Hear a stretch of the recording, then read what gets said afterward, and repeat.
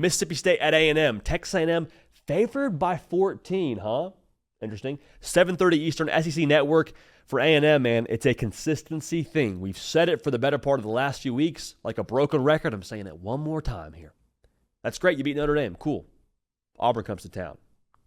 Can you bring your best? They did. I don't know if it was their best showing offensively from a point total, but well enough to get it done.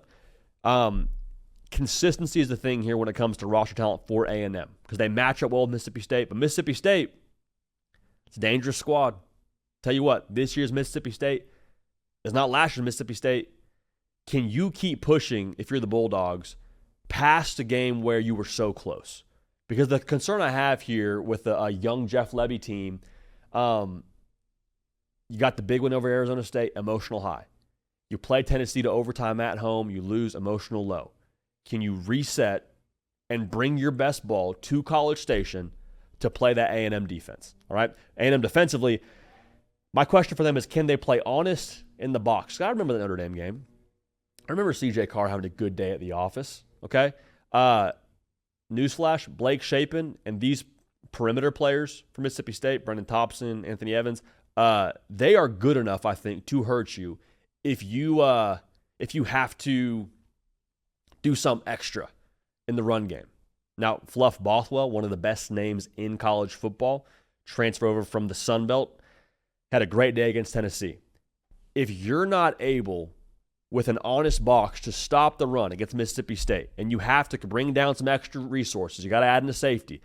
Brendan Thompson is one of the fastest players in college football. You will get burned. You will get beat deep, and it will be a very uncomfortable fourth quarter where it's back and forth, and Marcel Reed's got to have something late to win the game. Like, that's not a world you want to live in. So it's a big test for A&M schematically up front. Also, it's a big test for these DBs, man. Like, do you need extra help?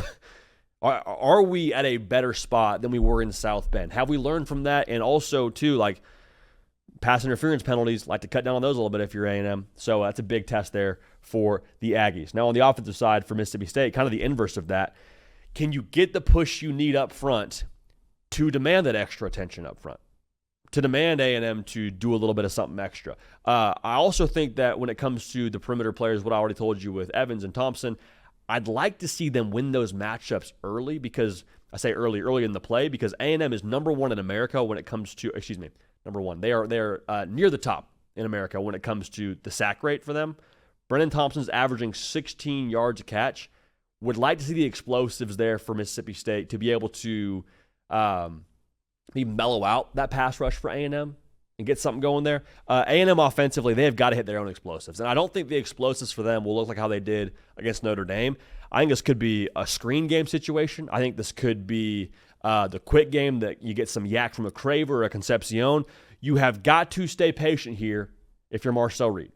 Got to stay patient. It can't be a thing where you get greedy and then Mississippi State on the back end takes advantage, and at the end of this thing, you're like, man, if we just had maximized those possessions, we would have taken 3 there. Instead, it was a turnover. Instead, we got a little bit too aggressive, handed the cookie jar, hurt ourselves. Mississippi State defensively, you got to take some calculated risks because the A&M run game is just too physical. Ask Auburn about that. Ran for over 200 yards.